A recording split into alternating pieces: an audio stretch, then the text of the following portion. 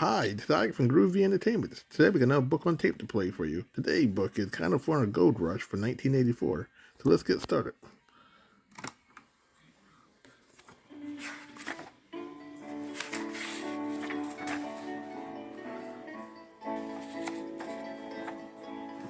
California Gold Rush. Search for treasure. Jake Fletcher thought it was going to be another ordinary day.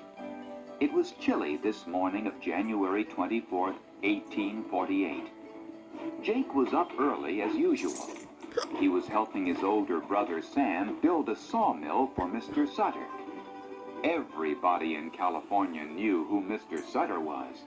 I'll bet everybody in the world does, Jake thought. Or they will someday. He must be just about the richest man there is. Mr. John A. Sutter of the Sacramento Valley. That's what the newspapers called him. They also called him a feudal land baron. Which means, Sam said, that Mr. Sutter thinks he owns the whole darn place and all of us on it. Mr. Sutter did own a very large slice of California. He was an immigrant to the New World. He had traveled with fur traders to Fort Vancouver in the Oregon Territory. He had sailed to the Hawaiian Islands. He had visited the Russian settlers in Alaska. Everywhere he went, he made money. In 1839, he came to San Francisco to start his empire in the California wilderness.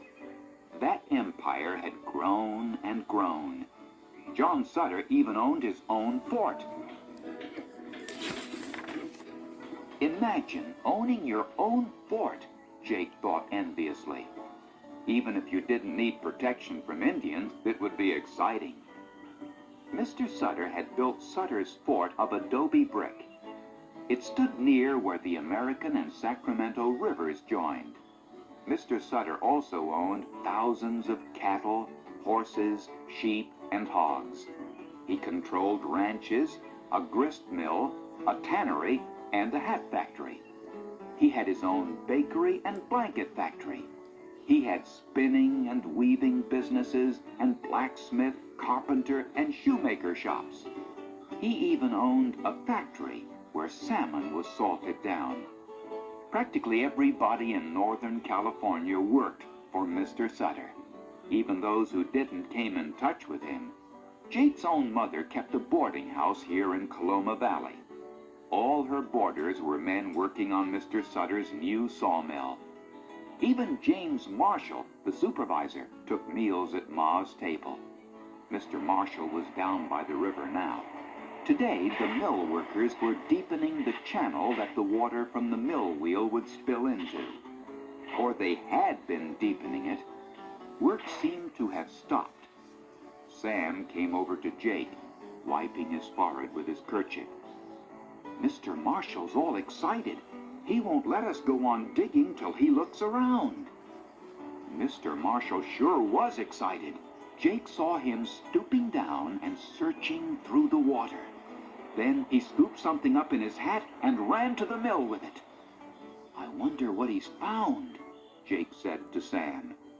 He didn't wait for Sam to say it wasn't any of Jake's business. In a flash, Jake took off for the mill. Then he quietly crept up to the door, just in time to hear Mr. Marshall shout, "Boys, I believe I've found gold!"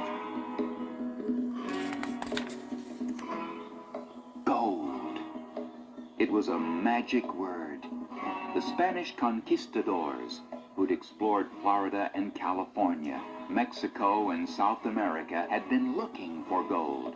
For hundreds of years, there had been stories of El Dorado, the city of gold, just waiting to be found somewhere in the New World.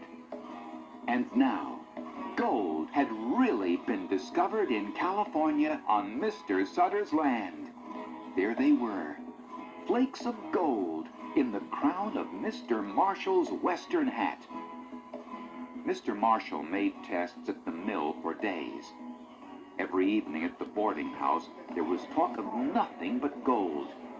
"How come Mr. Sutter's not here yet?" Ma asked Sam. Sam grinned. "Because Marshall hasn't told him yet. He wants to make certain it is gold before he shoots his mouth off to the boss." "He should have thought of that before his first shout," Ma laughed. "Mr. Marshall better hightail himself to Sacramento before Mr. Sutter finds out some other way." That was exactly what Mr. Marshall did. At Fort Sutter, he and Mr. Sutter tried every test for gold that was given in the American Encyclopedia. Finally, they proved that the flakes were really gold. Mr. Marshall thought it was the most wonderful thing that could have happened, but Mr. Sutter shook his head. "This is going to mean the end of all my other businesses. Nobody's going to be interested in California farming or ranching now. Everybody's going to want to get rich quick on gold. Farming and ranching and factories are things you can be sure of making money at if you work hard. But who knows if there's really much gold to find?" Mr. Sutter hoped he could keep his secret for a while, but it didn't work out that way. News spread from settlement to settlement.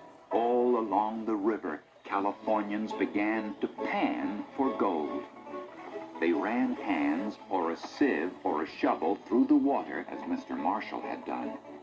Then they looked through the dirt and pebbles for the golden flakes.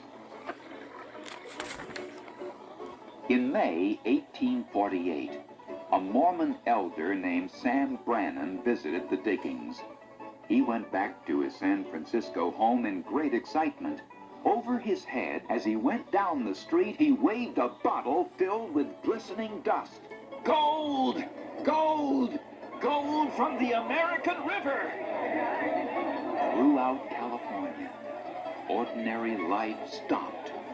Teachers and pupils left their classrooms. Storekeepers and business owners hung up signs, "Gone to the diggings." Sailors left their ships. Soldiers left their posts. Newspaper editors forgot their deadlines. Everybody headed toward the promised gold. It was just lying there, wasn't it? Waiting to be picked up. Why should anybody work? You could get rich so easily. That was what everybody thought. The news traveled east across the great American desert. At first, people thought it was just another rumor. But in December 1848, President Polk read an official message to Congress. He said government officials in California had confirmed the extraordinary rumors. 2 days later, a government messenger arrived in Washington from California. He brought with him a small container full of gold. That container had the same effect on Washington that Sam Brannan's bottle of gold had on San Francisco. Overnight, the whole country caught California fever. By Christmas 1850, Jake Fletcher couldn't believe he was still living in the same valley. From all over the country and points beyond, people had flocked to California. Many were young men just back from fighting in the war with Mexico. There were middle-aged men who had not succeeded back home. There were old men who dreamed big dreams. The rich came by ship down the east coast of South America and round Cape Horn. Others used any boat that would float. Often the boats were left to rot once they reached San Francisco Harbor. Some of the old tubs took 8 months to get there, but a fine clipper ship could make the trip in as few as 90 days. The fastest route was to sail down the Atlantic to Panama, cross through the jungle to the Pacific, and then catch another ship to San Francisco. Traveling that way meant mules and steaming heat, malaria and the threat of yellow fever. It meant bad water and bad food. But it was possible to get to California in as little as 34 days, and many tried. Most went by land along the same routes that earlier pioneers had taken. The Santa Fe Trail, which the Spanish-American ranchers used to herd their cattle to market back east, was one of these routes. The South Pass, used by Oregon settlers, then across Nevada, along the Humboldt River and through the desert, was another trail.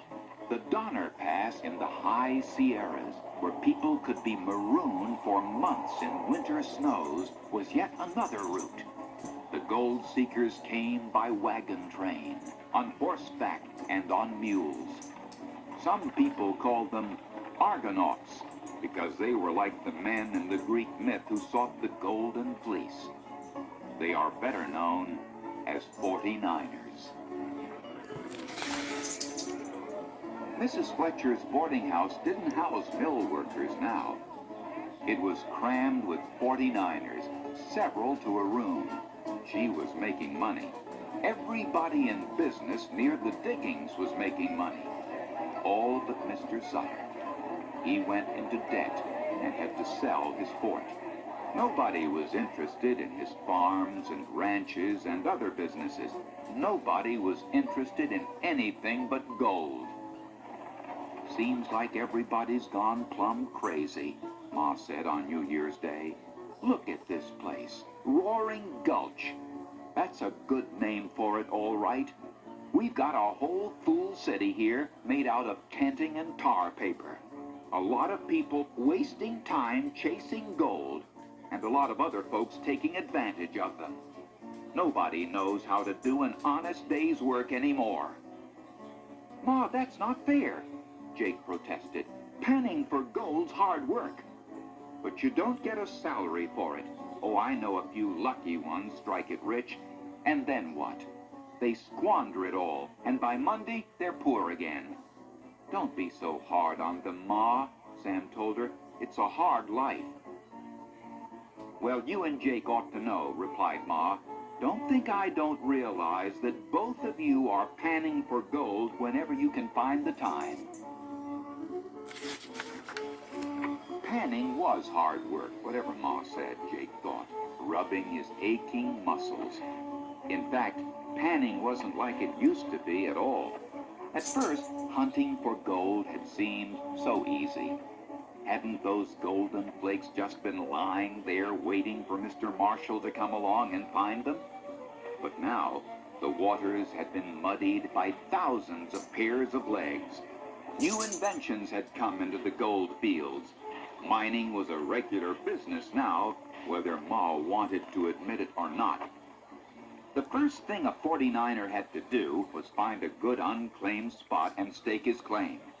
To do this, he went panning along a stream. He scooped up silt from the riverbed in a shallow pan. Then he swirled the pan gently just beneath the surface of the water. The running water washed away the silt and left the pebbles. He kept on panning in different spots until he found a place where the pebbles were full of gold. Then he registered his claim.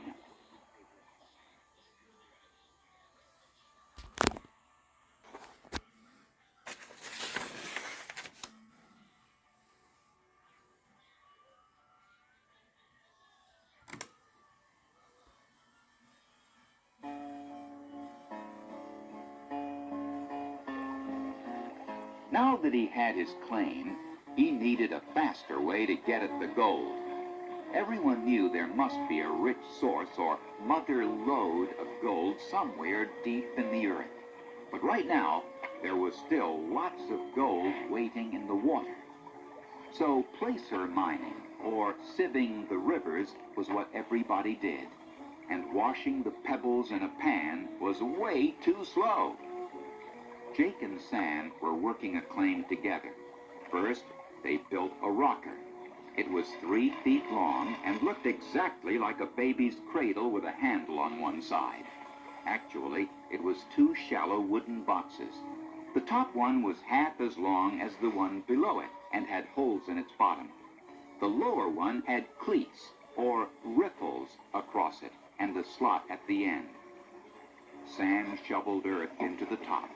Jake scooped water from a barrel and poured it over the earth. As he did that, he rocked the rocker back and forth. Pebbles stayed in the top level. As the water and mud ran toward the slot and out into the river, the cleats caught and held any particles of gold. When Sam's arms got tired of shoveling, he and Jake changed places. Their neighbors at the next claim were 3 young men from Indiana. Steve, Bronk, and Lucky Dan had signed legal papers that made them partners. Legal partnerships were important in the gold fields. As Ma would say, when California fever hit, folks could go senseless and try to cheat even their own kin. Jake didn't think that was likely to happen to him and Sam. Steve and Bronk and Lucky Dan built a long tom to work their claim. This had 2 levels, like the Fletcher's cradle rocker, but they weren't one above the other. They had no rockers. Each box was about 18 inches wide and about 8 feet long. Each had one open end covered with a strainer and a closed end that was raised a couple of inches higher. A long tom needed a constant source of running water. Lucky Dan dug a trough that brought water from the river up and around the bend. Other miners sometimes used pipes or hoses. To mine with a long tom, 2 men shoveled in dirt while a third constantly stirred. The thin mud ran out through the strainers like little waterfalls. The strainers and riffles held back the gold. Upriver from the Fletchers, 2 men built a sluice.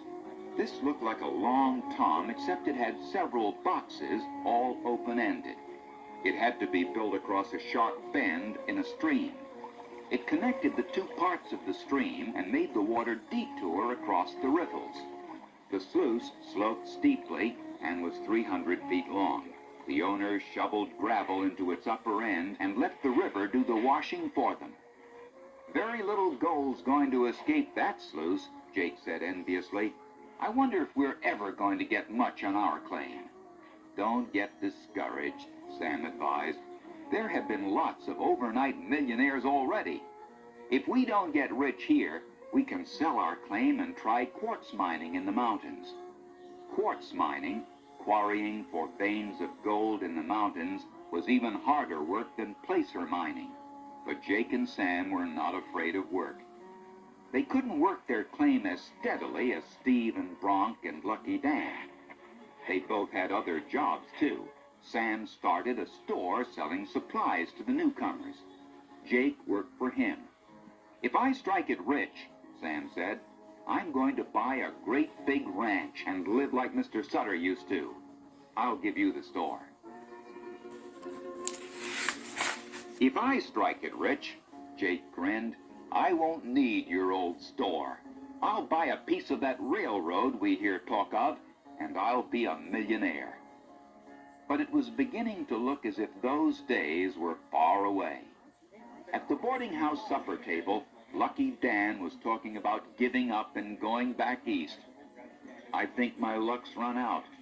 I know my money just about has."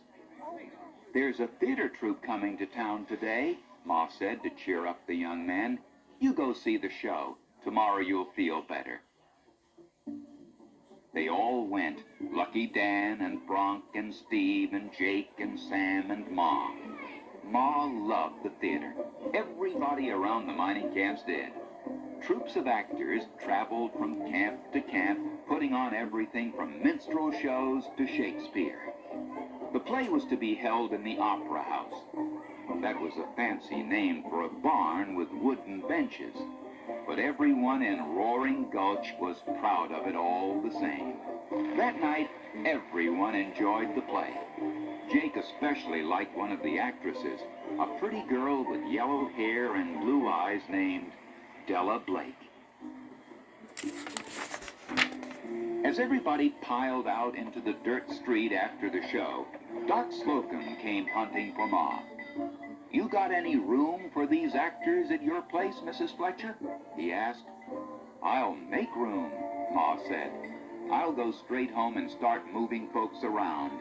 Jake will wait here to escort the young lady over." Jake liked that just fine. Della Blake and her father and the other actors stayed in Roaring Gulch 3 days. By that time, as Sam said, Jake had it bad. In fact, he almost didn't hear when guns went off downstream one day. "We'd better go see if the fellows are all right," Sam shouted. They were more than all right. They had struck gold. Lucky Dan had been firing his pistol in celebration. There was great excitement at the boarding house that night. "Those men upriver of your place are mad as hornets," Bronk told Jake. "They figure our gold had to have escaped from their place somehow." That night, Jake's dreams were full of gold. If Bronk had found gold so close, surely he would too. Days turned to weeks, and another winter came. The Fletchers still found gold regularly, but only little pebbles. Eating money, Sam called it. That was all. In the spring, posters went up around Roaring Gulch. The Blake Theater Company was coming back. Jake wondered if Della would remember him. One day, Sam came to him looking serious. "Lucy Sheehan and I are going to get married. I'm doing well at the store. I think it's time we sold our claim." "Hold on just a while more," Jake begged him. Sam looked at him. "Just till the wedding," he said. That was going to be the same week the Blake Theater Company would be in town. Jake worked very hard on the claim during the next 2 weeks. He panned for gold when Sam was there and when he wasn't. Sam was annoyed Jake didn't spend more time at the store. "You have to learn to be practical," he said. "You have to know when to give up on foolish dreams." Jake kept on shoveling and pouring water and rocking. He kept on looking in the mud for the golden dream. "If I find gold," he thought, "I'll take us all to San Francisco." San Francisco was the place to go when you struck it rich. Everybody dreamed of Frisco. It was the big city where the best and the worst of California came together. But just as in Roaring Gulch, the citizens saw that justice was swift and certain. There was a lot of crime in the gold fields: claim jumping, robbery, even murder. The mining cities had sprung up so fast. Buildings were often made of willow branches or rawhide or even blankets. In Roaring Gulch, the restaurant had walls of flour sacks, a mud floor, and no roof. It served mostly beans and greasy pork. No wonder the boarders felt lucky eating Ma's venison and bear meat stew. But Roaring Gulch did have a mayor. It also had a sheriff and a committee to keep peace. It had a code of laws the citizens had agreed on. It had justice, a quick trial and punishments of fines, hangings, or public whippings. The town also had a newspaper that reported gold strikes and rumors of gold. Today, the newspaper said that Miss Della Blake would soon be appearing in Romeo and Juliet by William Shakespeare. Jake kept seeing Della's face in the muddy water as he worked. Then, Jake blinked. He rubbed his eyes and looked again. He wasn't dreaming. There in the mud was a large rock. A rock of shining yellow gold. He started to shout. Then he clapped his hands hard across his mouth. He was at the claim alone. If the wrong person found out, he could be in danger. Very, very carefully, he wrapped the rock up in his old plaid shirt. Very, very calmly, he carried it back to Sam's store. He asked Sam to please step into the storeroom. Then he unwrapped his treasure. Jake had all he could do to keep Sam from shouting too. They were rich. They wouldn't know how rich till the next morning. when they took the nugget to the assay office to be weighed and analyzed. They wouldn't know how much richer they might get till they mined for a few months more. That night, Jake slept with the nugget beneath his bed. He carried it to the assay office in an old feed sack. When he left there, he bought himself a fine new suit of clothes and got his hair cut. He bought new boots. Sam bought new clothes too and sent to San Francisco for a parlor organ. That was going to be his wedding present for Lucy Sheehan.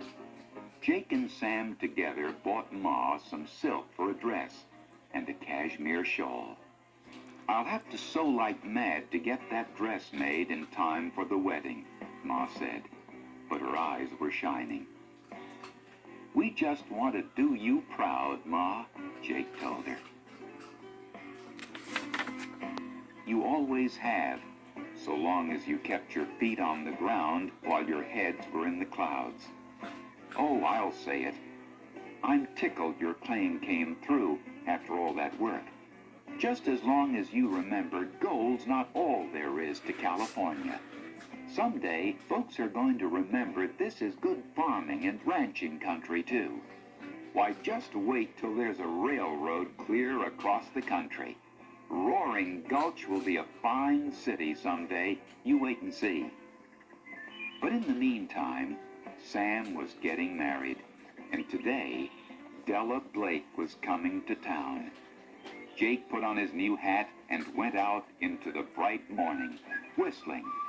He had a lot to tell her, and he wanted to be sure he was at the opera house when she arrived.